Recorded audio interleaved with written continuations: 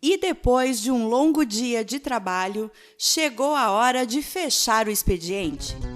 Está no ar mais um episódio do Fechando o Expediente, o podcast da Amaral, Andrade e Rodrigues Advogados, o primeiro gravado e produzido por um escritório de advocacia do norte do Rio Grande do Sul.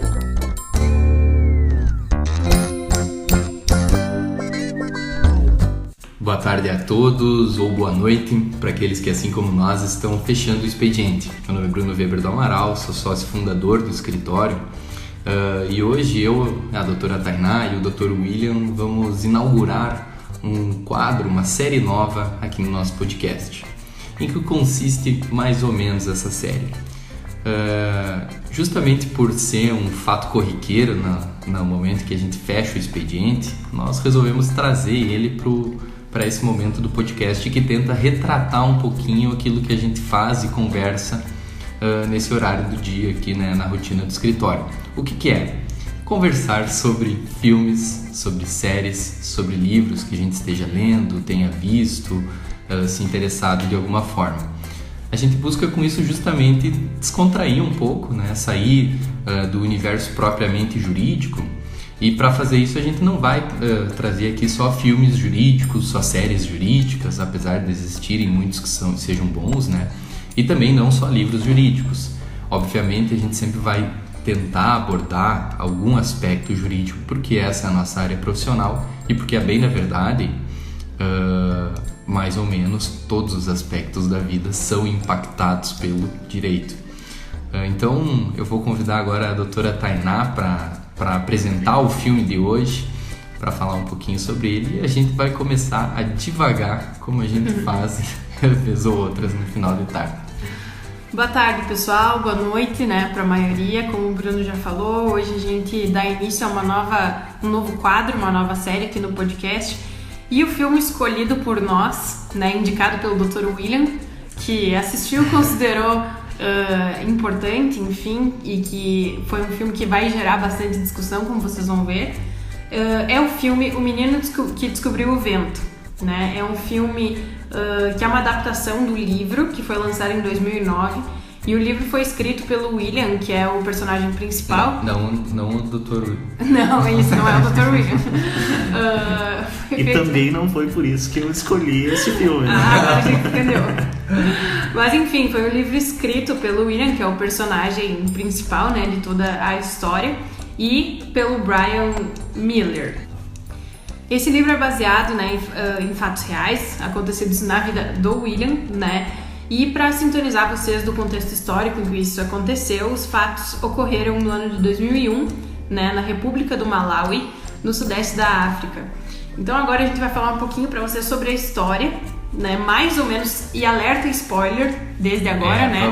Vamos dar um alerta de spoiler bem grande aqui, porque eu sou muito chato com spoiler. Então se alguém for igual a eu, não escute esse podcast. Aconselhamos que assista o filme e depois escute o podcast conosco.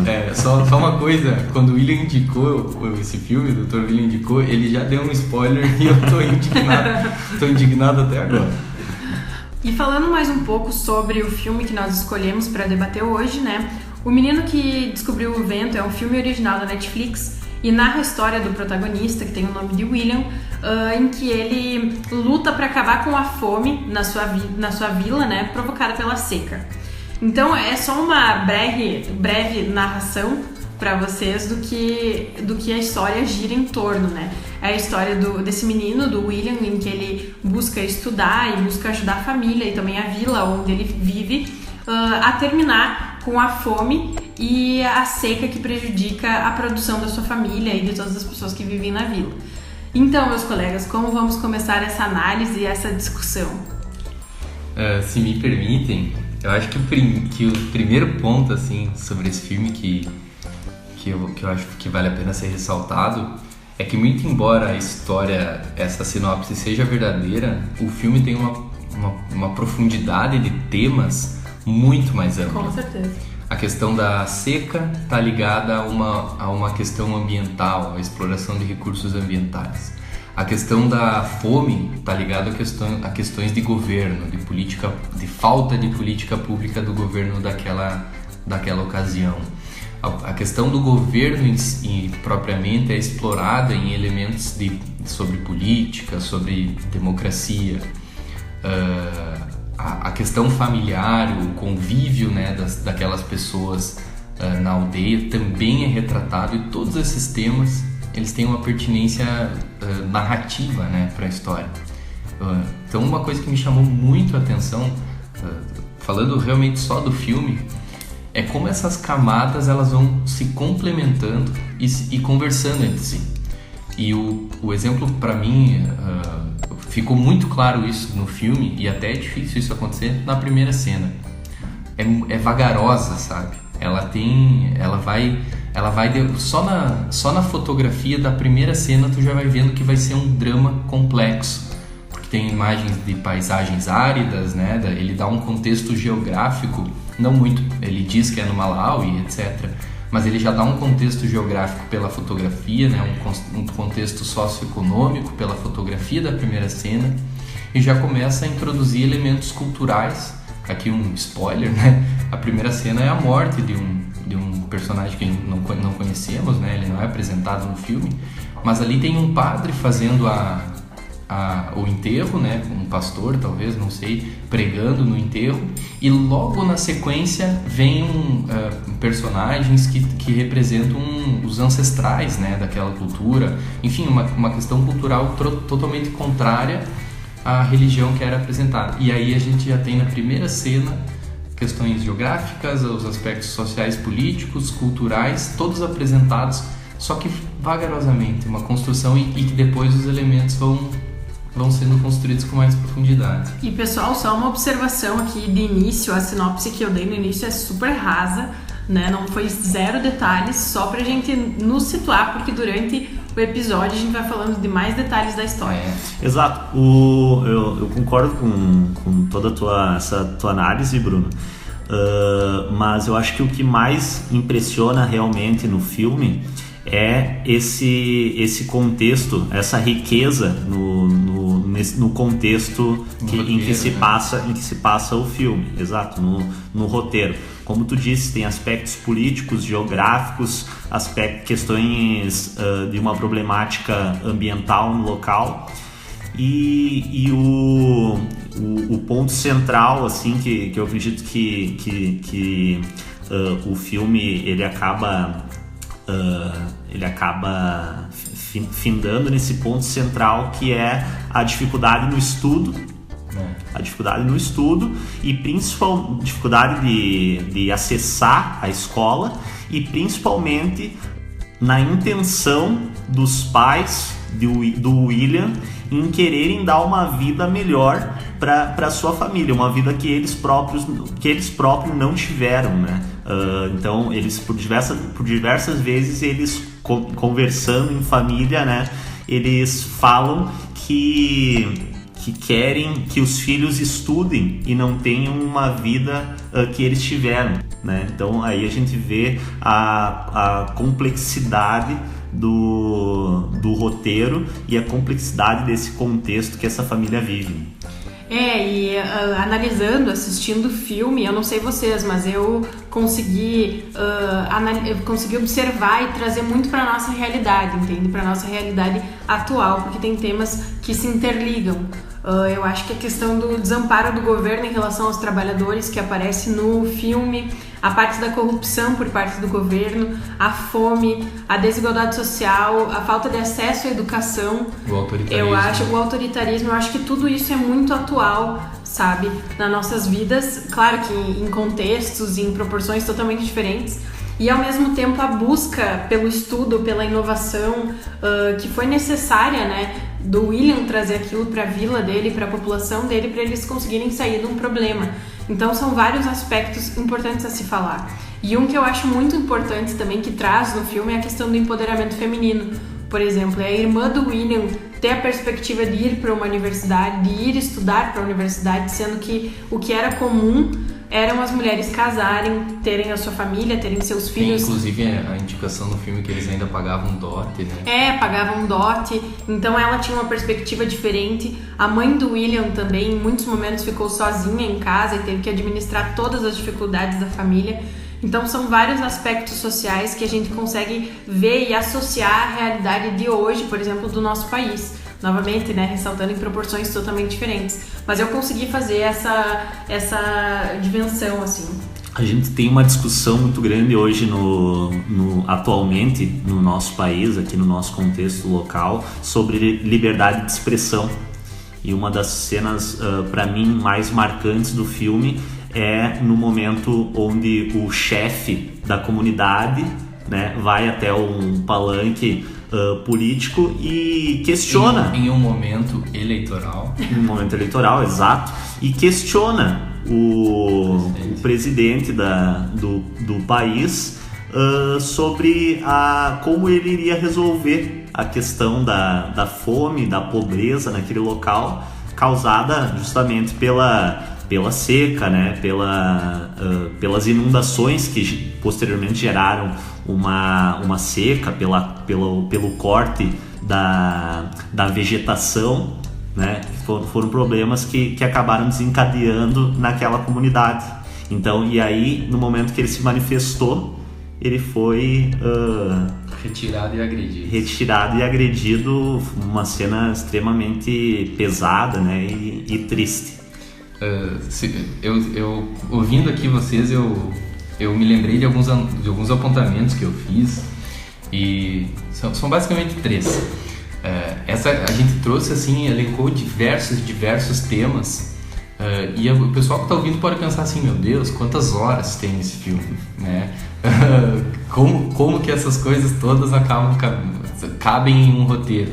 Esse assim, ponto de vista mais técnico, que eu sequer tenho capacidade para falar, mas que me chama a atenção, é o como uma cena ou um personagem consegue trazer todos esses elementos que a gente falou. A gente não diz que tem quando a gente traz todos esses temas, não é que em todo momento do filme eles estão presentes, apesar de estar, mas eles são construídos com cenas que vão se encaixando em um roteiro, no meu ponto de vista, muito, muito bem estruturado. Até sobre isso, Bruno, uma coisa que eu não falei no início, mas que é importante ressaltar, é que o filme, né, foi roteirizado, dirigido e produzido pelo ator, né, que faz o pai do William no filme. Então, como tu falaste, dá uma visão completamente diferente, né, para a pessoa que está assistindo. E também o personagem principal, o William, que é uma criança, ele foi o primeiro filme que ele fez. Exatamente, e é uma atuação assim que eu, por exemplo, fiquei perplexa quando eu assisti, porque ele passa muito sentimento.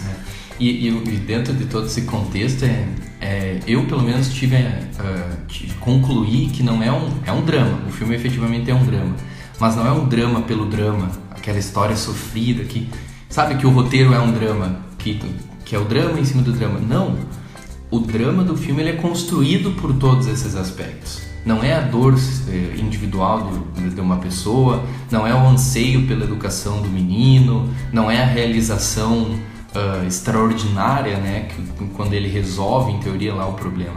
São vários elementos que vão construindo o drama do filme, né, esse peso dramático. E nesse contexto, uma coisa que me chamou a atenção e que a Tainá até já trouxe é os personagens, né? O núcleo familiar ali são 4 pessoas, mãe, pai, irmã mais velha e o irmão mais novo, que é o personagem principal, e cada um deles tem uma personalidade distinta e que contribui para contar a história, né? E aqui o destaque que a Tainá fez é o que eu iria fazer, né? A irmã dele mais velha, desde o princípio do filme, já comentava o querer ir para a universidade. O que naquele contexto fica muito claro que era uma exceção absoluta, ir para a universidade. Aí tem um take, uma cena dela buscando emprego em um mercado, não conseguindo. Detalhe, ela não consegue. Mas a todo momento fica claro que ela não queria seguir aquela vida, né? Ela não se sentia feliz naquele lugar. Mas eu acho que até não era só pelas questões econômicas, pela pobreza. Eu acho que muito era pelo que a Tainá falou do empoderamento. Eu percebi assim, o relacionamento que ela tem no filme já tá fora dos costumes daquela comunidade, né? A questão cultural daquela comunidade, ela já se relaciona fora deles. Ela quer isso, obviamente, com a influência dos pais. Os pais, como tu falaste antes, querendo que eles estudassem, querendo que ela fosse para a universidade. Agora, nesse ponto da vida íntima, quando ela foge com o namorado dela, eles surtam. Então é curioso perceber o quanto os direitos sociais, especialmente das mulheres, no ponto de vista dos personagens, em um aspecto eram um pouco mais avançados, e em outro aspecto eram muito retrógrados. E daí nessa questão, só uma frase que me chamou a atenção da mãe deles, ela diz assim, para essa filha dela, né? Que para mim, muito embora ela tenha no roteiro menos tempo de cena, ela é fundamental pro roteiro. Ela diz assim: você vai fazer coisas que eu nem pensei que mulheres pudessem fazer. Sim. Eu achei essa frase impactante. E lembrando, 2001, né? 2001, exatamente. Obviamente reservadas as questões culturais e, né, ao redor do globo, mas é um filme de 2001 que uma mãe fala isso para uma filha, né? E pegando esse gancho do que tu falou, Bruno, e também o William mencionou uma das partes mais impactantes para ele, eu queria falar que para mim uma das coisas mais impactantes no filme foi, além da comparação com a nossa realidade atual, é ver essa relação entre capacidade econômica e acesso à educação. Isso pra mim foi uma coisa que me impactou muito no contexto do filme, porque, por exemplo, os meninos que estudavam naquela escola, tem uma cena até que eles botaram todos os meninos na sala e foram falando nomes, né? Foram listando nomes e falaram, os nomes que eu falei permaneçam na sala. E quando os outros saíram e os meninos permaneceram na sala, o diretor falou: vocês estão devendo a mensalidade, por isso vocês devem se retirar do colégio, vocês não podem voltar a estudar. Uma clara afronta ao Código de Defesa do Consumidor Brasileiro e à Constituição Federal, que dispõe que ninguém pode passar por um processo vexatório por dívida econômica. Isso pra mim foi muito impactante na realidade, porque hoje a gente vê no nosso país, inclusive, que crianças que não têm acesso à educação, que não têm dinheiro para pagar por uma educação e mesmo assim não acessam a educação pública, não tem a educação pública. Não tem meios de ter acesso a essa educação. Então isso pra mim foi extremamente impactante no contexto do filme.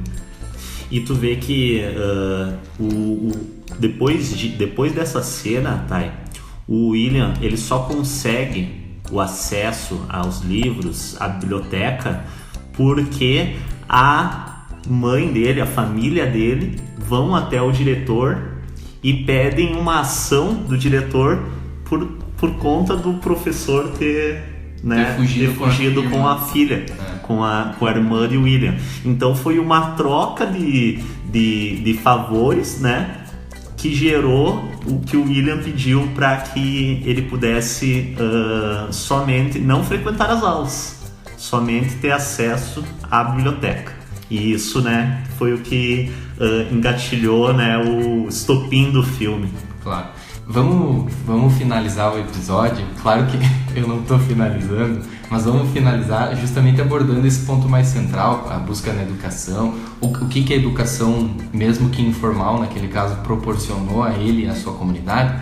Mas antes de ir para esse ponto, eu só gostaria de retomar um tema que o William trouxe, porque para mim é muito caro como eleitoralista, que é a questão política, né, da violência sofrida pelo chefe da comunidade, e depois ele sequer aponta equívocos do governo, ele questiona o que eles fariam. Então, para tu ver o quanto deteriorada está ou não é uma democracia, muito embora lá eles se afirmassem democracia, tanto é que estavam em um processo democrático. Dentro de todo esse contexto, uma frase me chamou muito a atenção. Eu sou apegado a frases, então eu anotei essa. O pai do protagonista, ele diz assim, quando em um debate com aspectos políticos: a democracia é igual mandioca importada, apodrece rápido. Isso é forte para quem ouve e muito mais forte para nós que somos democratas, que acreditamos na democracia, né? Mas não é falso, é verdadeiro. A democracia ela é um tipo de governo que é realmente complexo e ele pode ser mais ou menos autoritário, ele pode ter aspectos institucionais, formais, bem estipulados e ainda não fornecer a democracia, não propiciar um processo democrático material, como aparentemente era o caso, né? E isso é uma coisa, como a Tainá falou, do paralelo que a gente pode fazer com o nosso momento atual, sempre guardando as proporções, mas esse é um paralelo interessante. Pensar em um processo, né, a postulação de um processo democrático apresentada no filme, e nesse momento que talvez seja o ápice da democracia, um indivíduo ser retirado do palanque e agredido em função de uma opinião. E mesmo assim, a democracia estava, entre aspas, vigorando. Então, realmente, eu custosamente concordo com o protagonista. A democracia ela pode apodrecer muito rápido. E o que isso nos traz de reflexão jurídica? O papel do direito num Estado democrático é manter a própria democracia. Os aspectos da democracia que são reservados à ciência política e etc., eles são resguardados pelo direito. E é por isso que lá no início eu falei que mais ou menos todos os aspectos da nossa vida têm algum tipo de influência jurídica, né? Isso, como para mim é muito caro, foi um dos aspectos que mais me chamou a atenção no filme. E como vocês mesmo já falaram, né, e eu também já mencionei aqui, os fatos dessa história são de 2001. Então, isso que o Bruno nos trouxe da questão política, as cenas que o William colocou também e que eu falei sobre a questão do acesso à educação, poxa, 2001, né, pessoal, já era uma época em que aqui no Brasil, por exemplo, a gente tinha um contexto completamente diferente e lá as pessoas já viviam daquela forma, né? Assim como o paralelo, o tempo não justifica tanto assim, mas hoje no Brasil tem pessoas passando pela mesma coisa que aquele representante político passou, por exemplo. Pessoas sendo agredidas por falarem o que pensam. Então, embora em 2001 aquela sociedade estivesse bem atrás, entre aspas, do nosso contexto social. Atrás do contexto que a gente está vivendo aqui, né? Porque é um contexto que a gente sabe que existe em alguns lugares ainda. Do Brasil. Exatamente. E hoje acontecem coisas extremamente iguais. Em 2020. Então é muito bom fazer essa análise e essa reflexão, sabe? Que a gente está trazendo aqui. É interessante porque é um filme que, de certa forma, fala sobre progresso, muito embora um progresso individual, né? Mas ele fala sobre o progresso do menino enquanto ele mesmo, do interesse pelos estudos, etc. E o quanto talvez não tenhamos progredido, né, dentro desses aspectos isolados que a gente está tratando aqui. Mas enfim, eu vou me encaminhando pro fechamento das nossas discussões. Eu acho que no ponto que é o ponto central do filme, e que quando vira a chave é justamente a questão de não existir energia elétrica. Sim. Também. Né? A comunidade, além de estar passando por uma dificuldade extrema, né, não existia energia elétrica. E aí o menino William, ele descobre, analisando a bicicleta do professor, né, que existia um dínamo na bicicleta que, quando a roda da bicicleta girava, ele acendia o farol, né?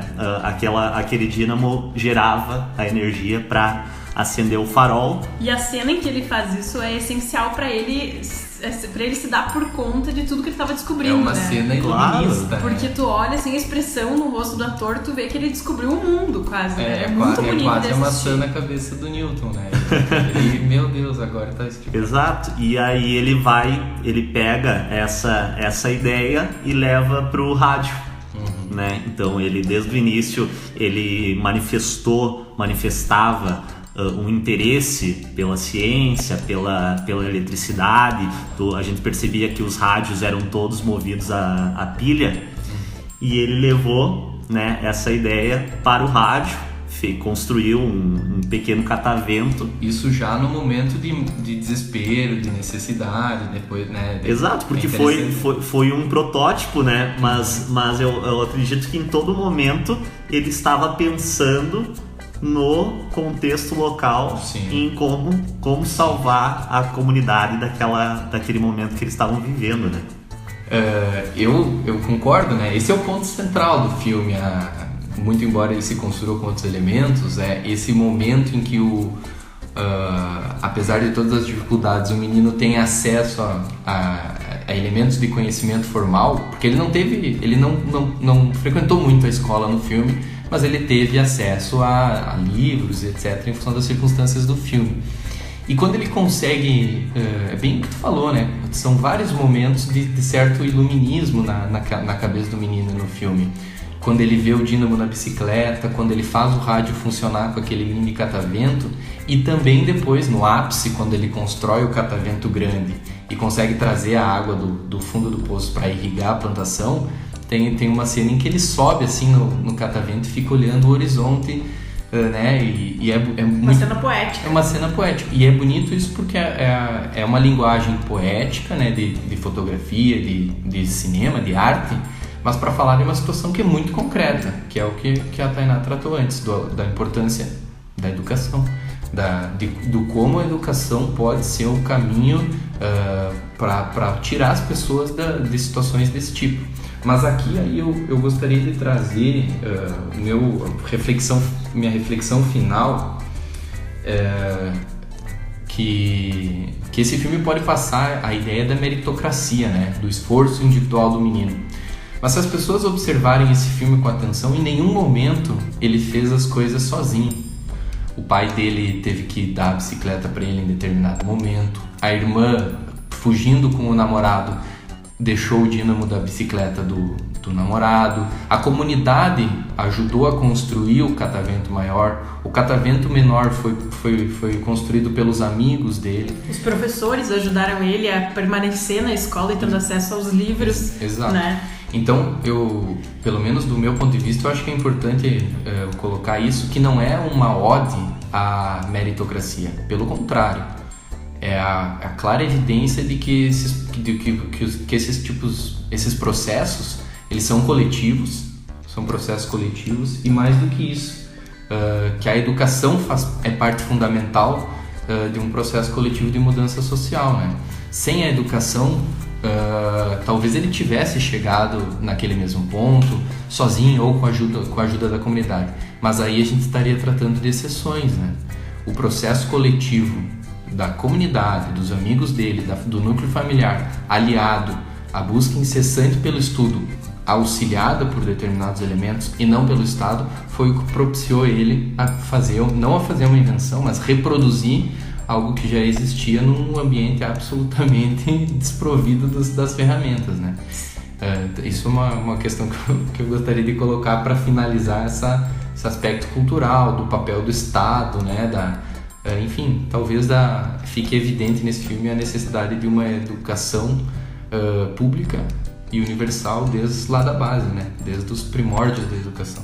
Isso aí, e como foi me dada a função de falar um pouco sobre a sinopse do filme, né, para as pessoas que estão nos ouvindo, no final do filme lá na Netflix mostra como tá o William, a família do William e as outras pessoas hoje, atualmente, então isso é muito interessante de se assistir, como é baseado em fatos reais. Lá no final do filme a gente consegue ver o que eles conseguiram, onde eles conseguiram chegar, e isso é extremamente importante e dá uma alegria de ver que eles conseguiram atingir esses objetivos. Então, para quem não seguiu as nossas recomendações de início e escutou o podcast sem assistir o filme... Tome esses spoilers. Lamentamos, mas fica a recomendação, porque acho mas vale a pena ver igual. Vale a pena, fica a recomendação. É um excelente filme, né? Gera muitas reflexões. Eu assisti o ano passado, quando ele foi lançado em 2019, e assisti novamente essa semana para ter uma visão diferente, e realmente, sabe, foi me abriu os olhos para muitas coisas que eu não tinha visto na primeira vez. Acho que finalizando por aqui, eu queria deixar mais uma vez um abraço e um agradecimento a todos que nos acompanharam e vêm nos acompanhando aqui no nosso podcast. Só lembrar de como a gente vai continuar essa série aqui. Mandem no nosso Instagram, @aar.advogados, lá no Facebook, no LinkedIn, onde vocês nos acharem, indicações, temas, né, livros, filmes, séries que vocês queiram que a gente tenha um interesse, eu vi a gente comentando aqui, divagando um pouco só. Desculpa, já fiz o merchan das redes. Exato, longe de ser uma análise técnica, né? E também não é jurídica, né? Também não é jurídica, é uma análise realmente de quem aprecia os diversos tipos de arte. É uma conversa para fechar o expediente. Exato. Então tá, se você gostou desse episódio, compartilha nas suas redes sociais, siga o nosso escritório no Instagram, no Facebook, no LinkedIn, acompanhe o nosso canal no YouTube, que todos os episódios também estão lá. Alguns em vídeo. Exato, alguns em vídeos. E até uma próxima. Tchau, tchau. Boa noite.